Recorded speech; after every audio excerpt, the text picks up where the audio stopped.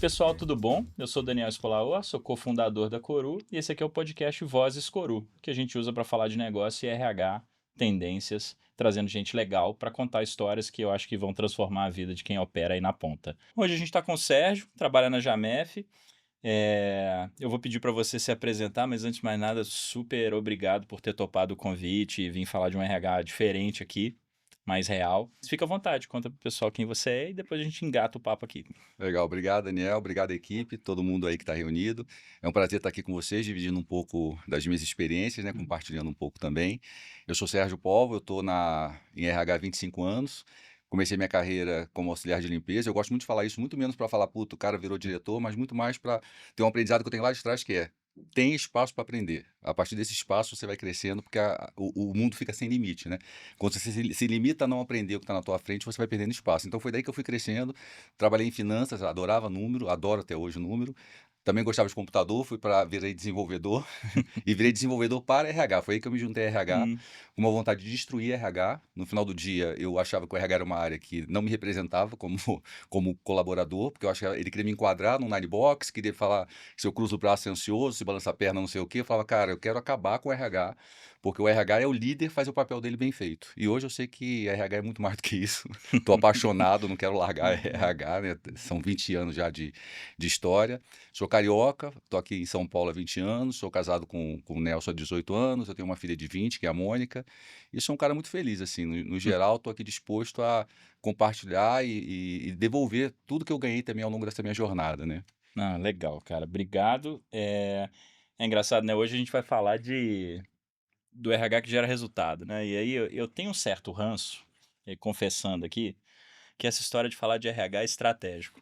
Porque eu tenho uma sensação muito forte que a gente é a única área que fica botando estratégico na frase para se justificar.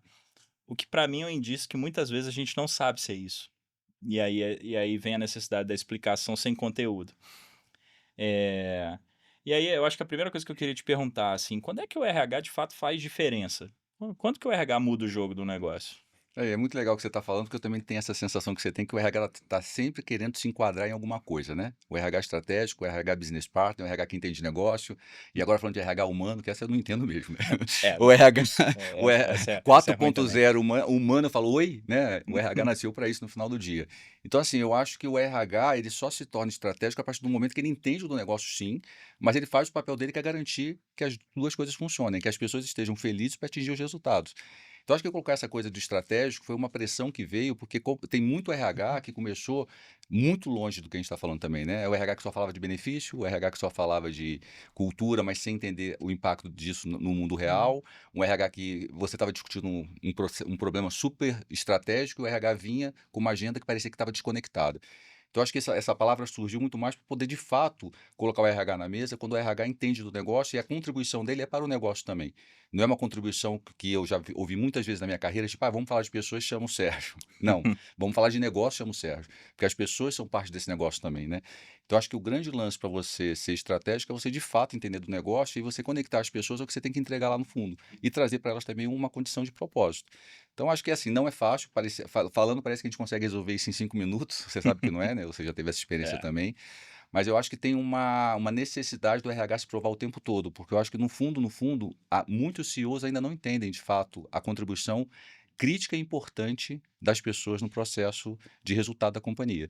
Então, muitos CEOs falam que é um RH estratégico, mas na hora que você começa a questionar o seu papel como diretor de recursos humanos, o cara fala, opa, para, que você está invadindo uma área que eu não quero discutir Hum, também. Isso já aconteceu comigo, já deve ter acontecido com você também, né? Porque é o entendimento que o RH estratégico na cabeça da pessoa é um RH que vai trazer alguns pontos, mas não vai se meter no negócio. Como uhum. que ele vai falar de cliente aqui? Como que ele vai falar da rentabilidade que não está acontecendo? Como que ele vai entrar em processo de finanças também, porque você é RH, não se mete aqui, né? Então, acho que essa quebra de protocolo causa uma estranheza, de fato, quando você é um RH estratégico. Eu acho que quando você consegue se conectar com as pessoas, com seus pares, fazer as pessoas também trazerem reflexões importantes acerca do papel delas na organização, você está fazendo o seu papel estratégico. Uhum. Mas isso incomoda.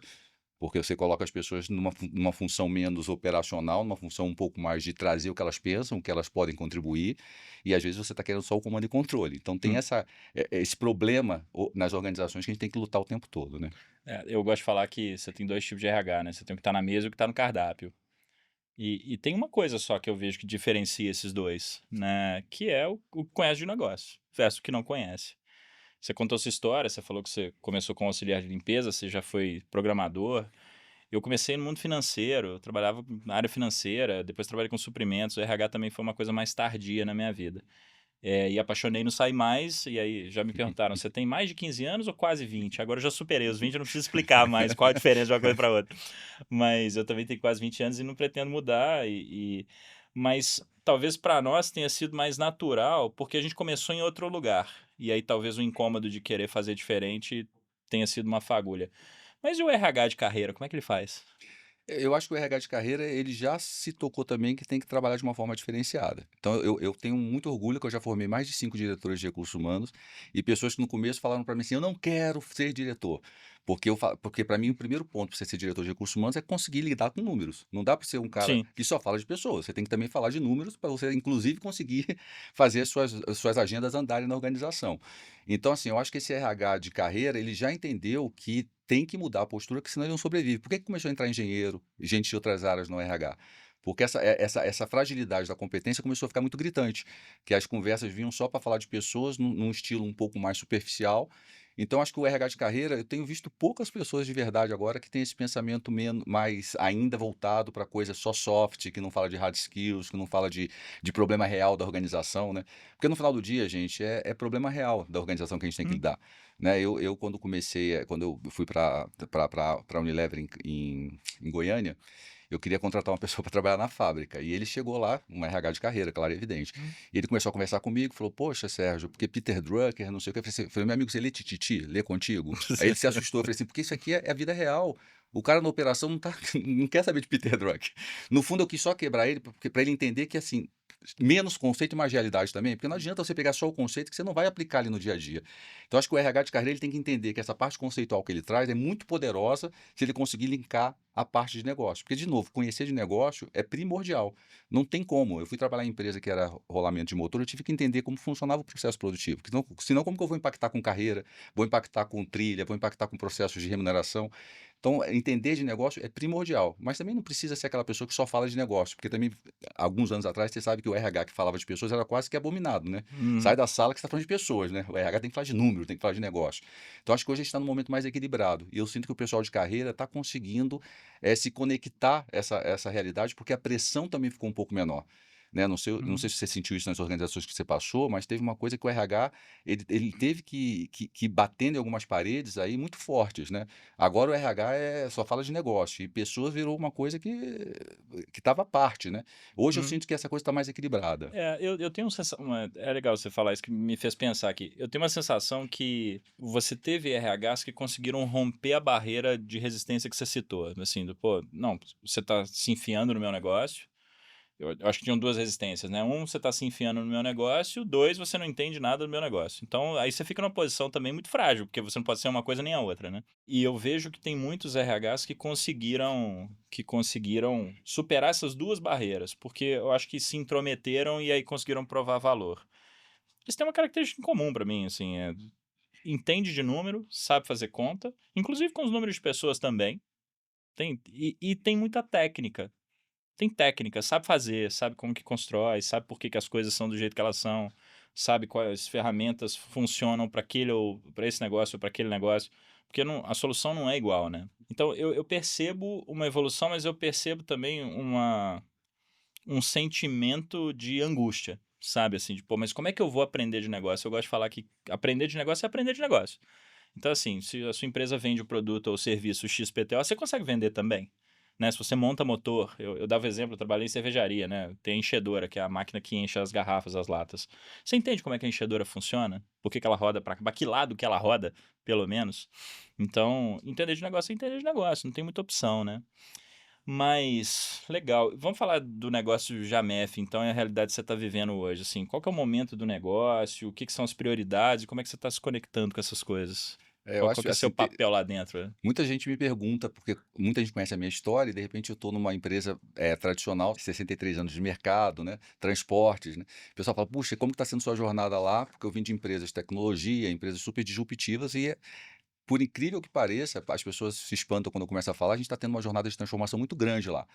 E essa parte de tecnologia, essa parte de olhar para o futuro de uma forma diferenciada, mas com um olhar humano muito forte, porque a Jamef tem isso muito forte, tem sido, assim, para mim espetacular. Porque, enfim, eu estou conseguindo ser o cara que entende de negócio, entende de pessoas e está vendo o resultado acontecer.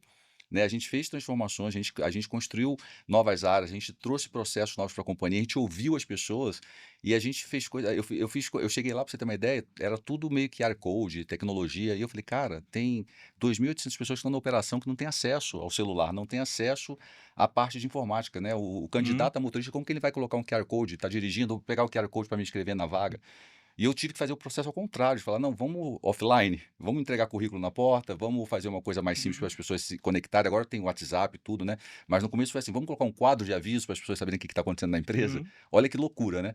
Mas às vezes é só isso, quando você entende o ambiente, você entende do negócio, você conecta as pessoas a isso tudo, fica muito poderoso. Então, assim, a gente está vivendo um momento muito especial, assim, a gente foi certificado GPTW, que no fundo é um sinal de que o que você está implementando em relação às pessoas está fazendo sentido, e aí não é Uhum. implementar só benefício, implementar só um café, você de fato fazer coisas que façam diferença para a pessoa, uma trilha de conhecimento, um espaço de ouvir, né? Então tem sido uma jornada bem transformadora, porque é uma empresa muito humana, como eu te falei, porque os donos são extremamente preocupados com isso, né? Amam o negócio, que também faz outra diferença, né? Quando você tem Uhum. founder que tem paixão pelo negócio, essa paixão transborda para todo mundo também. E eu estou surfando nessa onda com um presidente que também está super afim de fazer a coisa acontecer. Então tem sido uma jornada de muito trabalho, mas de muita felicidade, assim, no final do dia, sabe? De você chegar Uhum. segunda-feira e falar: "Puta, que legal, é segunda-feira", né. E é um setor duro, né, porque, cara, transporte, logística, super regulado, dificuldade de achar gente, né, é um pouco da minha história também, eu lembro dessa fase da minha vida, é desafiador pra caramba, assim, porque você tem que sair pra umas soluções meio diferentes, assim, e uma coisa que vocês criaram foi a Academia dos Caminhoneiros, né. Uhum, uhum. Da onde que veio essa ideia? Por que precisava disso? Como é que esse negócio surtiu efeito? A gente estava até discutindo aqui antes com as meninas sobre essa parte das gerações que estão vindo por aí, né? E você pegou uma fase que eu acho que estava bem melhor do que hoje. Hoje a gente está vivendo uma loucura em relação ao mercado de trabalho, porque a volatilidade, as pessoas estão ficando muito menos tempo e muito menos preocupadas com crescer e fazer carreiras a longo prazo. E o que está Hum, tudo bem, que eu acho que também gera para a sim. empresa uma sensação de que você tem que fazer os melhores 2, 3, 4, 5 anos de ciclo daquela pessoa na tua organização. Isso Uhum. também gera para a gente de recursos É. humanos uma expectativa diferente. Eu não tenho mais que olhar aquela pessoa que vai chegar na minha companhia e falar: "Nossa, eu quero ficar 25 anos aqui", não. Opa, ela tem que ficar 2. Como eu diminuo o ciclo de conhecimento, o ciclo de aprendizagem para ela entregar o máximo possível, ser feliz e sair daqui melhor do que ela entrou. E é um desafio Uhum. interessante. Como Sim. RH, eu acho ele super espetacular também. Então a escola de carreteiro começou porque eu comecei a ver que a gente estava fazendo rouba-montinho, que eu brinco com os meus Uhum. colegas de RH, né. Então eu não formo um motorista, eu roubo da companhia tal, dando mais X mil. Aí eu coloco um benefício aqui, daqui a pouco a gente está fazendo igual o pessoal do SAP no passado, lembra? Que ganhava uma fortuna como salário e benefício, porque Uhum. era meio que o que tinha no Só mercado. tinha O aquela carreteiro está turma, virando né. isso. Então, aí eu tentei juntar a turma, né, de RH e falei: "Gente, vamos começar a formar as pessoas?". Porque se a gente começa a formar, primeiro a gente forma gente para uma carreira que aparentemente está perdendo valor no mercado, porque as pessoas não se interessam. Antigamente o pai queria que o filho fosse carreteiro, hoje ele já não quer, Uhum. porque ele entende que é uma vida muito dura, porque tem que pagar imposto de gasolina, porque não tem infraestrutura. E eu falei: "Nossa, a Jamef tem uma infraestrutura em todas as filiais, a gente tem caminhões adequados para as pessoas, a gente tem plano de benefício legal para as pessoas, então a gente está perdendo as pessoas simplesmente porque se rouba montinho". Falei: "Então vamos fazer a formação das pessoas". E aí eu fiz a primeira escola de motorista, deu muita coisa errada, porque a burocracia é desconhecida quando você entra nesse meio, né, Uhum. autoescola e não sei, e tem que pagar É carteira. um mercado regulado demais, né. Não, e a gente achou que ia fazer em 3 meses, foi um ano quase a primeira, né, porque a gente batia a cabeça toda hora, né, batia a cabeça na É. autoescola, batia a cabeça no Detran, e se inscreveram 15 pessoas, se formaram 13, e a gente teve a sorte que a gente tem o SESC Senat também por trás, e eles me ofereceram 80 vagas para a gente formar motoristas. Eu consegui Uhum. colocar 48 pessoas para formar, e tem agora, eu estou tentando negociar com eles que a gente faça isso sem pessoas estarem ligadas à minha folha, mas para formar gente no mercado também, para Uhum. que você tenha mais mão de obra disponível e Sim. pessoas para poder fazer isso acontecer. Então surgiu muito de uma necessidade de falar, eu tenho que parar de ficar nesse rouba-montinho, porque a pessoa também não fica feliz no final do dia, porque ela não constrói uma história, né. Eu entendo que o motorista, quando ele sai da casa dele, que ele deixa a família, principalmente o carreteiro, ele vai voltar daqui a 2, 3 dias, ele precisa estar numa empresa que dê segurança para ele, que dê Uhum. cuidado, que ele se sinta feliz. Então, quando ele começa a passar de empresa em empresa, ele vai perdendo essa conexão também. E a família também perde essa conexão. Então eu estou tentando, de certa forma, vamos formar pessoas que tenham uma super aderência à tua empresa, que gostem da sua empresa, que a família veja valor, que a pessoa está voltando Uhum. melhor para casa no final do expediente dela, né? E, de certa forma, formando de novo essa função, que é uma função que é super importante. No Brasil, você sabe muito bem que a malha Sim. logística é super importante e a escassez de motorista muito, muito grande. A gente está com 35% de pessoas se aposentando e Trinta e cinco. 35, e 4 entrando. Então a defasagem, ela está aí. Ou a gente abre o olho para transformar e ressignificar essa função, ou a gente vai perder em algum momento. Então vem muito dessa necessidade de falar o seguinte: poxa, é uma função legal. Tanto que tem mulheres que chegam para mim e falam assim: eu quero trabalhar, eu quero dirigir, eu quero ir para carreta. Então você começa a abrir o mercado para pessoas que querem, mas têm dificuldade pela grana, que a carteira é cara. Sim. Então hoje eu faço isso 100% gratuito. Então você começa a colocar para as pessoas que estão a fim de entrar nesse mercado uma possibilidade de fato de fazer uma formação sem ter o custo e já empregada numa empresa legal também. Então nasceu dessa dor, sabe? Que eu olhando e Uhum. falo assim, cara, eu estou perdendo as pessoas e quando eu vou perguntar por que eu estou perdendo? Ah, porque lá é R$ 100 a mais de vale. Eu falei, pô, não pode ser só isso. Porque essa conta não vai Uhum. fechar no final do dia. Né? Então nasceu dessa observação, que é um pouco do que a gente falou do RH estratégico. Você tem que estar sempre ligado nos movimentos, o que está acontecendo na tua organização, ouvido, né? Tá muito Uhum. atento às pessoas. Eu acho que a gente não pode perder o 4.0, a humanidade, né? A gente não pode perder esse olhar humano na área de recursos humanos. E é bem legal, assim, tentando ver se eu entendi, né? Você resume o problema de negócio é o seguinte: poxa, as pessoas, as novas gerações, não querem mais trabalhar como caminhoneiro, como motorista. Então eu tenho 35% saindo e 4% entrando. A conta não vai fechar, as transportadoras vão parar. Né? É isso que a gente está dizendo. Tô falando um Final do dia problema é isso. real de negócio. Se eu fiz a conta certa aqui, se o ritmo é esse, em 3 anos acabou. Né?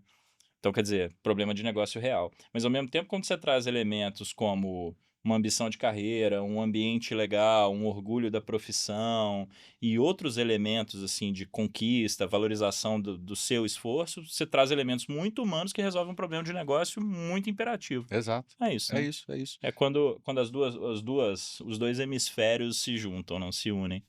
É isso. Ah, muito legal, cara. Uma coisa que eu ia te perguntar você falou da formação de profissional, mas tem um negócio de liderança também, né? E eu imagino que o seu time esteja remoto por aí pelo Brasil e você tem liderança que está operando, que está tentando fazer o negócio acontecer.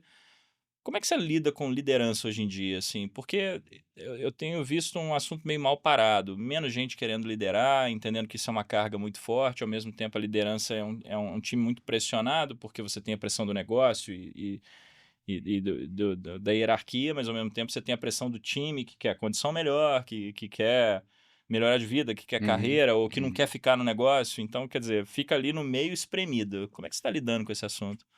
Você lembra que eu comecei falando que eu entrei no RH para acabar com o RH, porque o líder ia fazer o papel Hum. dele bem feito, né?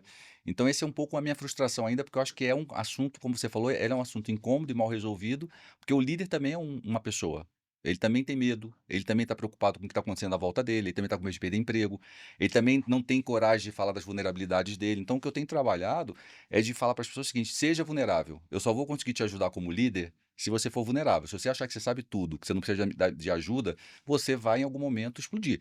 Né? O comando e controle tem que acabar, a gente tem que começar a ter uma vida Uhum. mais de igual para igual. Eu acredito muito nisso, sabe? Eu acho que a hierarquia existe, você tem que continuar tendo gestor para poder liderar e direcionar a equipe, mas você precisa ter como líder o papel de não achar que você é o ponto focal para dar decisão para tudo, para dar direcionamento. Você está ali para ajudar, conectar as pessoas, os melhores conhecimentos para fazer acontecer.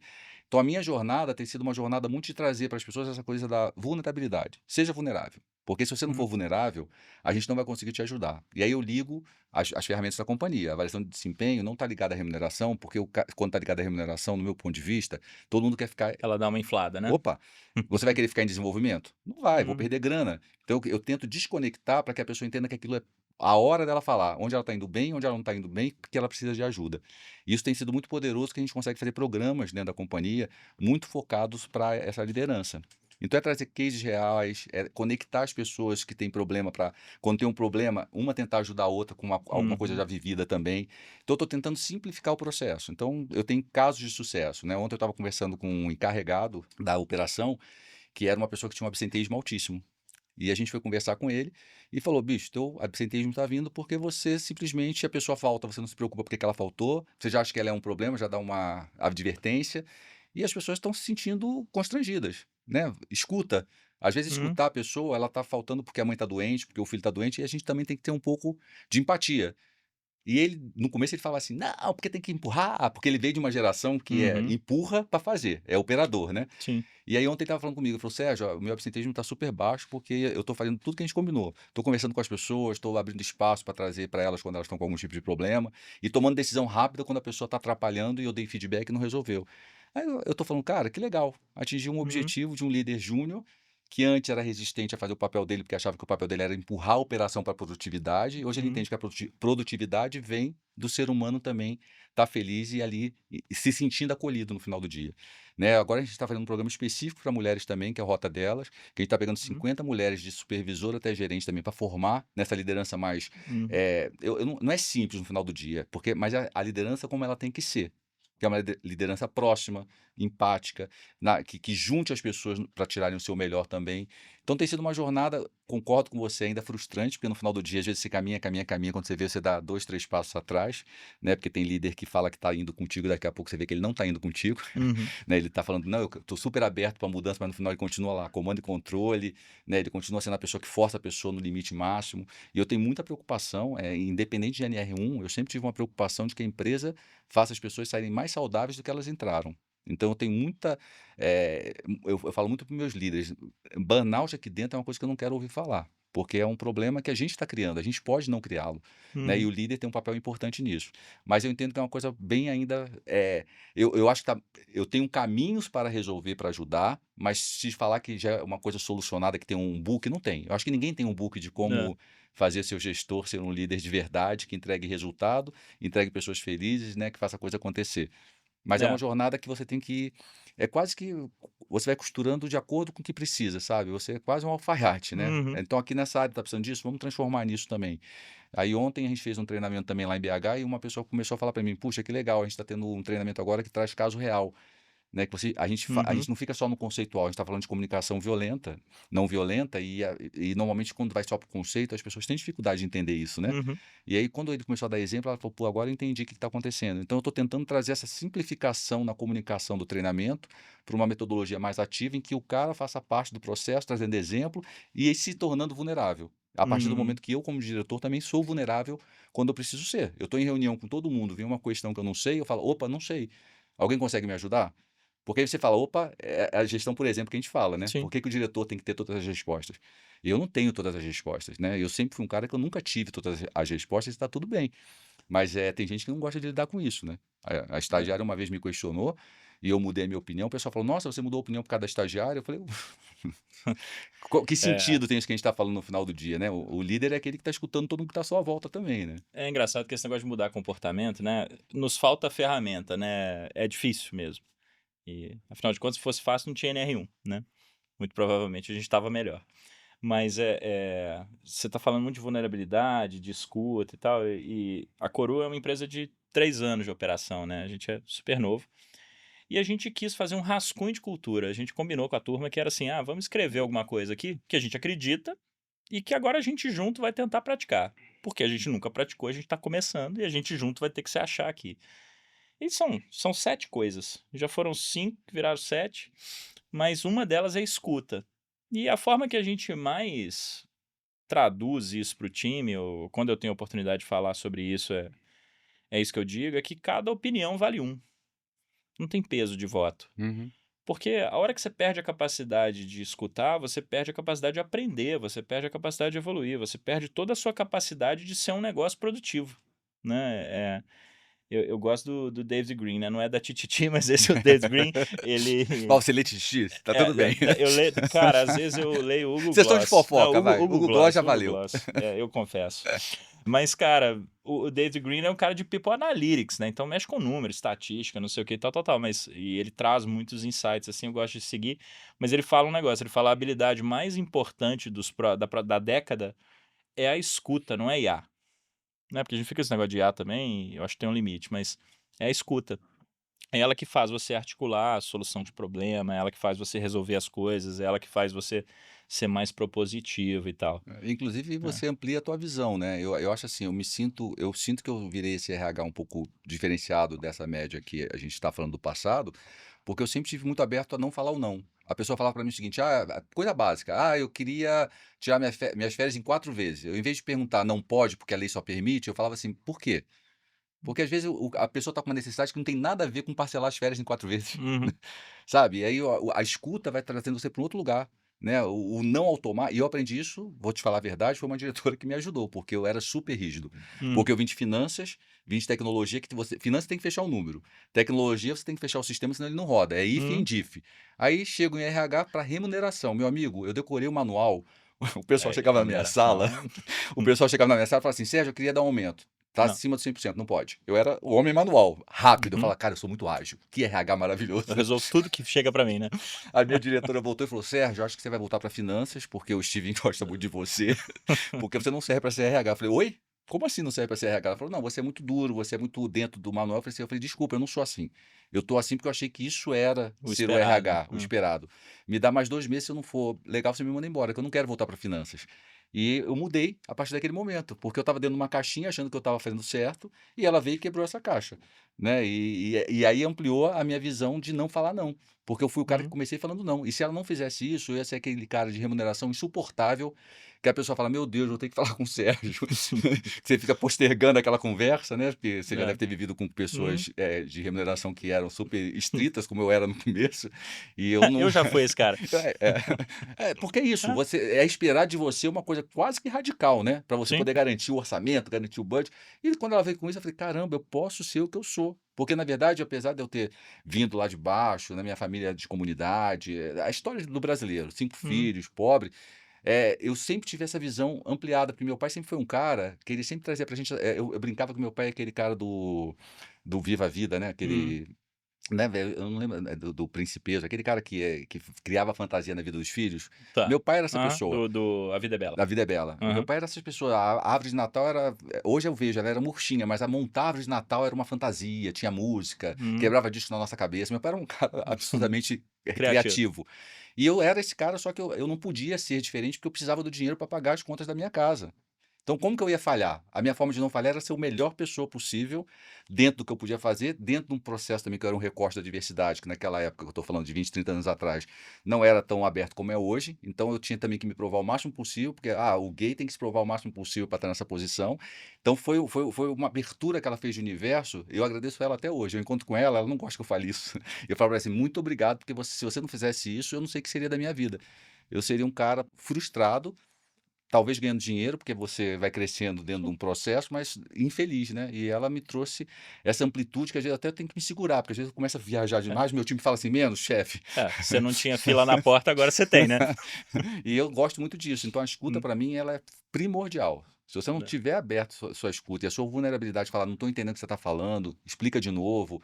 Puxa, eu não conheço esse processo, vou entender como é". Eu tinha medo de IA, eu tinha medo, para falar, você falou Hum. de IA, eu tinha super medo. Primeiro que eu achava que eu ia ser uma fraude se eu usasse o IA, que o cara ia falar: "Ah, tá usando IA, né, você Você não não é sabe escrever um humano. PPT, você não sabe escrever um PPT, você não sabe fazer uma Hum. apresentação". Hoje eu sei que não tem nada a ver com isso, mas foi uma quebra para mim de paradigma também, porque eu achava que se alguém ia me apontar e falar: "O Sérgio, além de tudo tá usando IA". É. Então acho que essa coisa da escuta É. que você trouxe é muito importante, sabe, eu acho que é um insight que as pessoas têm que estar o tempo todo, e não é só RH, eu acho que a liderança tem que estar com esse olhar e com esse ouvido muito aberto, né. Não, sem dúvida. E Eu acho que é o que diferencia as boas lideranças das más lideranças, eu acho que é o que diferencia as boas empresas das más empresas, as empresas que evoluem têm a mesma Uhum. característica, né. Bom, eu sei que vocês estão numa ascendente lá e os resultados estão embicados para cima e tudo. Eu acho que muito tem a ver com a contribuição da RH nessa história, assim, mas quais foram os entraves até hoje? O que que tem sido os entraves, assim, né, porque provavelmente a sua agenda não andou inteira, né. O que que tem sido os maiores desafios? Eu acho que esse ano, na verdade, teve entrave que eu também entendi que fazia sentido ter entrave. No ano que você está fazendo uma mudança, você não adianta você querer colocar todos os subsistemas para funcionar, porque você vai atrapalhar o processo da companhia. Então, eu acho que essa agenda de desenvolvimento, de feedback, ela foi uma agenda que ela andou meio termo, ela não andou do jeito que eu gostaria que ela andasse. Então, esse ano a gente começa os ciclos mais completos, Uhum. mas chegou a ser um entrave, sabe? De você falar, vamos fazer feedback? Ah, não tenho tempo. E eu, ao mesmo tempo, falava assim: se eu começar a forçar, vai ser um feedback mal feito, então tem que entender que não é o momento do negócio. O que que eu faço menor, para que eu não perca, no mínimo, essa condição do one on one, Uhum. mas que eu também não ingesse a companhia com processos que as pessoas podem não ver valor no final do dia. Que no final foi muito rico para mim, que esse ano eu estou lançando a avaliação de desempenho muito mais fortalecida, porque as pessoas entenderam que eu não fui um cara que fiquei forçando no momento que elas não estavam a fim de fazer aquele processo. Mas elas entenderam que tinham que fazer o one on one pelo menos para poder trazer para o cara um pouco de transparência também. Então acho que foi um Uhum. entrave importante. Eu não tive entrave de grana, isso foi uma coisa muito legal, né? O presidente é um presidente que ele acredita na agenda e eu sou um cara também que eu não sou um gastador. Então eu sou um cara que quando eu coloco o ponto na mesa com valor, eu coloco como que a gente vai trazer resultado em cima daquilo. E não estou falando de ROI só, estou falando de resultado mesmo do Sim. intangível, que é importante também você falar da agenda do intangível do RH. Né? A felicidade ela é intangível, ela é intangível. Mas você consegue depois medir outros índices de produtividade, absenteísmo que caiu, turnover que Uhum. caiu, tudo isso também que se conecta também. Então eu tive um pouco desse entrave mais voltado para o desenvolvimento, sabe? De eu querer falar, tá na hora da gente falar sobre isso, a liderança tá junto e a liderança não vinha. Uhum. Porque a liderança estava preocupada em fazer a entrega financeira para poder a companhia surfar nessa onda que a gente está surfando esse ano, né? Que é Uhum. um trimestre super espetacular que a gente está fechando também. Então tudo tem seu tempo, mas é claro que para a gente que está na área, sentado na A gente fica cadeira, ansioso, né. ela dói, né? Porque você fala, É. poxa, Agora, é um exemplo legal, assim, né, o tempo das pessoas é diferente do tempo do negócio, né. O tempo das pessoas é o tempo das pessoas. Você pode até conseguir transformar seu time num time mais veloz. Eventualmente a gente conquista isso. Mas o time ele tem o ritmo dele e você não consegue se impor sobre esse ritmo, né. A verdade é que os processos eles vão funcionar na medida que o time aceita que eles funcionem, né. você É. não pode obrigar, né? E a minha pessoa de DHO, ela sofria com isso, né? Hum. Ela fala assim, mas Quem só quem se serei eu sem uma Só X avaliação de pessoas desempenho? fizeram isso. Aí eu falei: "Relaxa, ano que vem vai dar certo, você vai ver", Uhum. né. Igual o GPTW, eu falei assim: "Vamos entrar no GPTW", "Você tá maluco?" No meio dessa confusão. Aí Hum. eu falei: "Gente, o máximo que vai acontecer é a gente não ser certificado, mas pelo menos a gente vai ter um relatório para entender onde é que a gente tá falhando". Eu falei: "Vamos tentar", porque a gente fez muita coisa legal, a gente implementou muita coisa. Não implementou essa agenda que eu tô te falando, mas a gente fez um monte de outras agendas, né. A gente Uhum. mostrou o movimento para a empresa. E aí quando saiu todo mundo falou assim: "Nossa, você é maluco, mas deu certo, né.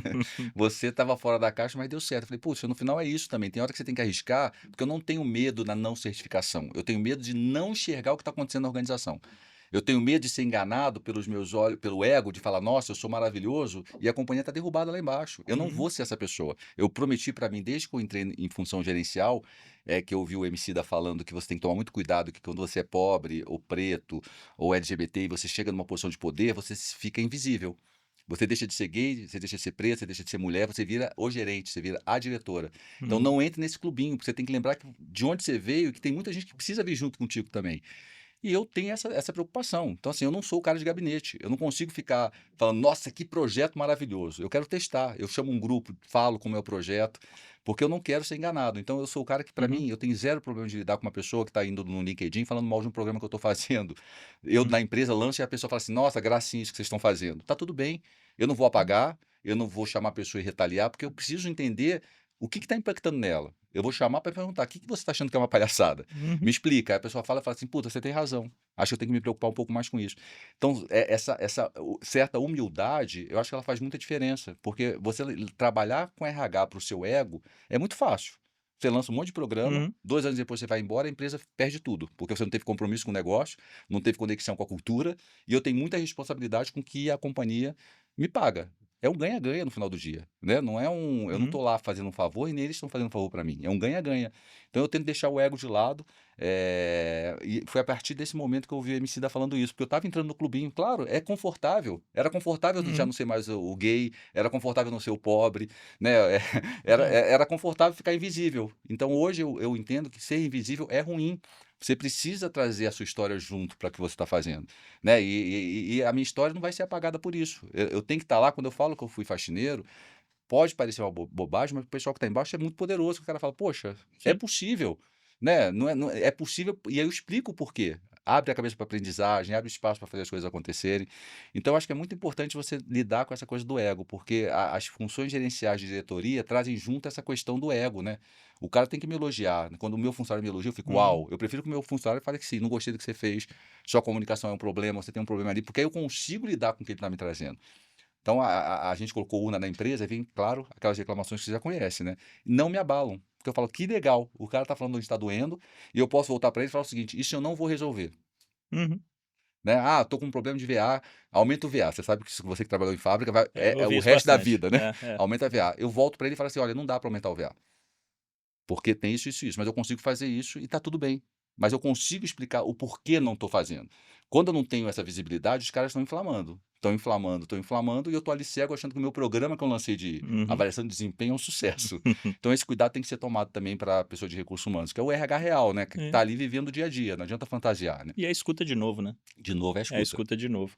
E tem uma coisa. Você falou do rouba montim, né? Foi Foi. essa expressão, né? Rouba montim. Eu chamo de enxugar gelo. A sensação que eu tenho do que a gente está vivendo, eu acho que é até meio matemático assim, mas eu sinto isso muito fortemente já há um tempo. Pô, a gente tem um desemprego mais baixo da história, a gente tem a renda mais alta da história, a gente tem uma geração que está pingando mais de emprego, a gente tem certos trabalhos que as pessoas não querem mais fazer. Você deu o exemplo do carreteiro, mas, cara, tem vários outros. Esses dias surgiu a discussão sobre a construção civil e o Uhum, pedreiro e tal. uhum. E essa discussão está super viva na sociedade. E a sensação que eu tenho é que recrutamento e seleção não vai resolver o problema. É óbvio que você sempre vai fechar vaga, você sempre vai ter vaga, isso é parte do dia a dia da operação. Mas eu acho que desenvolvimento é o assunto. Porque é aquilo que você falou, né? Eu tenho que fazer a pessoa viver os melhores anos da vida dela aqui e sair melhor. Mas como que você vê esse desafio de desenvolvimento, né? Pô, do que a gente está falando quando a gente está falando que a gente tem um país que tem o turnover super alto, que as pessoas não estão ficando nas empresas, que o burnout está aí e que, na verdade, está todo mundo lutando contra isso, mas não tem uma solução ainda muito clara. A gente está vivendo, é o que você falou, tem muita variável, né? Quando você fala da área de atração, de fato, ela está enxugando gelo hoje, né? Ela contrata 10 e perde 10. Então, no final do dia, ela está o tempo todo contratando, o tempo todo a gente está perdendo. Então, a gente tem que atuar nos indicadores para diminuí-los em frente do que você pode entregar para aquelas pessoas que estão saindo da tua empresa. Então, essa escuta, de novo, muito importante. Quem está saindo, por que está saindo? E quem está dentro, por que não está saindo? Porque também é tão Uhum. importante quem está dentro do que quem já saiu, que já tomou a decisão. Então, e essa escuta é a mais difícil que tem, sabia? O meu time tem dificuldade de entender que essa escuta de quem está dentro tem que ser perguntado: por que você está na empresa? O que faz você não sair da Uhum. empresa hoje? Mas parece que há um certo constrangimento, né? Porque Ou não, senão eu vou fazer o cara refletir, vai que ele sai, vai né? que ele saia, né? Melhor deixar ali É. quieto como está o assunto. Então, acho que para a gente lidar com essa complexidade, porque às vezes desenvolvimento, gente, é uma coisa simples. Às vezes a gente quer complicar, né? Desenvolvimento é colocar um treinamento de 8 horas com pessoas de fora. Às vezes não é. Às vezes você pegar aquele cara que é referência na tua empresa, colocar numa sala e ele explicar para as pessoas como que ele faz o trabalho dele. Então, o que eu estou tentando trazer é um pouco dessa coisa do mundo real que está lá. A gente agora colocou, não sei se pode fazer propaganda de Faz ferramenta, propaganda, qualquer coisa a gente corta. até para eu ganhar, né? A gente É. colocou o único skills lá na Uhum. companhia, a gente conseguiu colocar 350 licenças. Cara, é sensacional você ver pessoas que estão fazendo segundo grau. Ensino médio, segundo grau, agora eu não sei minha idade, né? Outro dia Segundo eu grau falei que eu fiz é o- vestibular. Outro dia eu que falei que eu fiz vergonha, né, vestibular, minha cara? igual não entendeu, tá? Porque ela só fez Enem.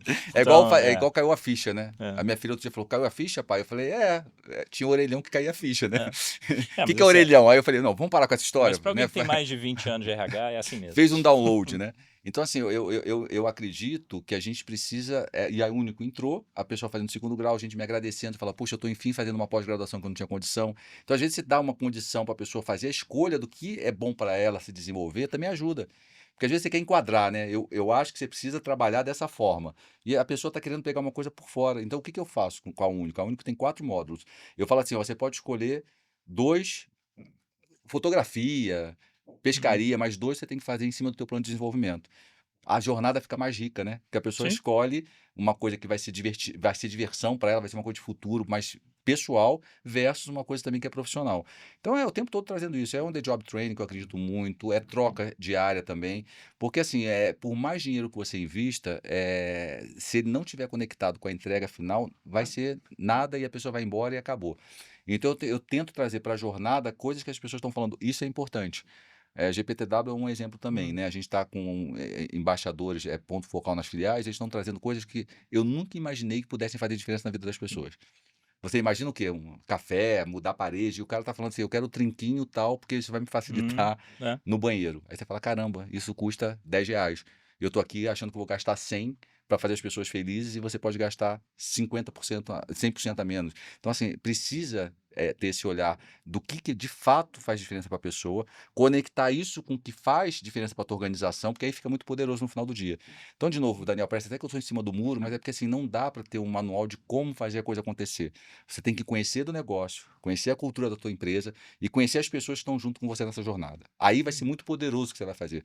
Agora, se eu pegasse todas as ferramentas que eu aprendi na minha vida e toda empresa que eu entrasse, eu colocasse aquilo, eu ia me ferrar. E eu trabalhei em empresas que tinham Uhum. ferramentas belíssimas, que não vão funcionar em 80% das outras empresas que eu trabalhei. Então, por isso que quando eu fico meio em cima do muro, é porque se você não tiver essa conexão negócio, pessoas e a tua cultura, não vai funcionar. Não vai. Você vai chegar lá, muita gente pintou parede de verde, colocou puff e não virou Google. Vamos Hum. combinar? Tem um monte de gente que quer ser cubo e não vai ser cubo nunca. É. Porque não tem a ver com o que você quer ser, tem a ver com o que você é. E tá tudo bem. Eu falo pro pessoal, saia do armário, empresa. Você é o que você é.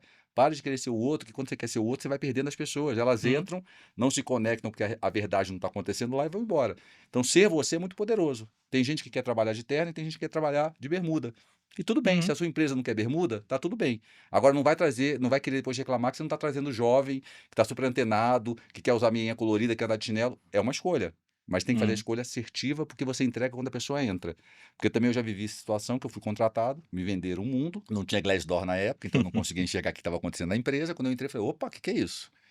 Tudo diferente. Claro que eu fui embora. Uhum. Porque é isso que gera no final do dia, né? Agora, se a pessoa entra numa jornada que foi prometida, ela enxerga o que está acontecendo, então de novo, é explosivo. Então, desculpa parecer que eu estou em cima do muro, mas assim, eu não sou o cara de dar um manual das 10 coisas para se Mas fazer para ser um puta RH, entendeu? mas sabe que eu acho que esse é o maior ensinamento, assim, e é o que eu tô tirando de mais rico do nosso papo aqui, tá? A sensação que eu tenho é que a gente tá tentando criar um RH de manual. Então, assim, é assim que se recruta, é assim que se faz entrevista, é assim que se faz integração onboarding, é assim que se treina, é assim que se desenvolve liderança, é assim que avalia, é assim que contrata, é assim que demite. E eu sempre tive uma inquietação que você está sabendo materializar, e agora eu estou entendendo o que, que é que eu sentia, que é o seu jeito é o jeito certo. Uhum. Né? O seu jeito é o jeito certo. O que, que é o seu jeito? O seu jeito é o jeito do seu negócio, é o jeito das suas pessoas, é o jeito da sua cultura, mas é o seu jeito. E era o que eu sentia, por exemplo, quando eu olhava uma pesquisa de remuneração que me comparava com o mercado e eu não perdia ninguém para aquele mercado, apesar de ser o meu mercado. 100% do meu turnover era para outras empresas que não tinham nada a ver com o que eu trabalhava. E eu mudei a pesquisa uma vez e me criticaram assim, mas você está contra a metodologia. Vamos ver se vai funcionar. Mas o seu jeito é o jeito certo. Se as minhas pessoas estão indo para outros lugares com o qual a minha pesquisa não compara, e o motivo do meu turnover é remuneração, eu preciso me comparar com alguma coisa um pouco melhor, que faça um pouco mais sentido. Então, assim, não ter fórmula e a fórmula ser saber articular os processos a partir de uma escuta intencional é o que eu mais levo daqui. E que eu acho que talvez, ou com certeza, seja a ferramenta mais importante. Eu acho que é isso. Não é o Ninebox, não é o GPTW, não é a Único Skill, isso é para você, né? A escuta é para todo mundo. Essa Exato. sim é a ferramenta Exato. certa. É isso. Você Ah, fazendo isso, não tem como você não ter sucesso. E esse ponto que você tocou da remuneração é importante mesmo, né? Porque às vezes você quer usar as ferramentas para provar que você não está errado. Não, eu olho na pesquisa, eu estou pagando. Cara, né? tá errado. Você está perdendo para o mercado X. Não vem querer falar que no mercado você está bem se você está perdendo as pessoas. Uhum. Mas então, esse é um pouco do RH tradicional, né? Que usa as ferramentas para se defender. Eu acho que a gente tem que quebrar essa barreira. O RH não está ali para se defender, ele está ali para fazer parte do negócio e hora ele vai quebrar a cara. Eu, quando eu faço uma coisa errada, eu falo, errei. Opa, já aconteceu de eu fazer isso. No meio de uma reunião, eu estou explanando, eu falo, ih, eu acho que isso aqui que eu pensei não vai funcionar. Aí o presidente falou assim, mas você é maluco? Eu falei assim, não, é porque de certa forma, agora que eu estou Ah, externando, eu é, estou achando que não faz sentido. Mas vocês acham que faz? Não, não faz. Então, tô me encerra por dando aqui. direito a E mudar de tá tudo opinião. bem, entendeu? Eu tenho um amigo que foi meu diretor e ele falava assim: "Para os amigos, tudo, para os inimigos, o padrão". Então, A se lei, né. esconder atrás do manual é muito ruim às vezes. É mais Você confortável. Eu é, já perdi emprego por fazer desse jeito que eu tô falando também, né. é, tem Tem consequência. risco. Mega ensinamento, sai daqui diferente do que eu entrei, assim, sem dúvida nenhuma, espero que a galera também saia. E é isso, as considerações finais, dá uma dica pra galera que tá construindo a vida no RH. Cara, a acho que a primeira dica é uma área que faz diferença para o negócio, acreditem nisso e por mais que vão falar no meio da jornada que não, que fica ali do ladinho, a área que faz mais diferença hoje em qualquer negócio são as pessoas. E a área de recursos humanos, de gente, o nome que for, é a que faz diferença também. Então a minha grande dica é um pouco do que a gente conversou agora, não tente fazer uma coisa que você não vai entregar dentro da tua organização, que aí você vai deixar de ser o RH de fato que impacta no negócio. Então não crie uma fantasia dentro do que você quer fazer, mas faça alguma coisa que o coletivo quer. Porque eu vejo muito RH querendo fazer o que ele acha que é legal para poder colocar no LinkedIn, o pessoal fala: "Uau, que RH revolucionário". Então saia disso, gente, as redes sociais estão aí, não é para a gente ficar se promovendo. O que promove a empresa é o colaborador postar de uma forma natural nas redes dele que aconteceu alguma coisa que faz sentido para ele. Então, olhem isso que a gente acabou de falar, processo, pessoas e cultura, junta isso do jeito que tem que ser. Não cria valor que a tua empresa não entrega, porque também tem isso, né, Hum. coloca aquele valor que entrega. Então simplifique a tua vida, eu acho que o RH é uma área que ela turbina o negócio a partir do momento que ela simplifica a linguagem, a forma de fazer as coisas acontecerem também. Muito bem, gente, esse é o Vozes Coru e a voz de hoje foi o Sérgio. Muito bom, valeu, Obrigado. brigadão, foi Obrigado pelo ótimo. convite.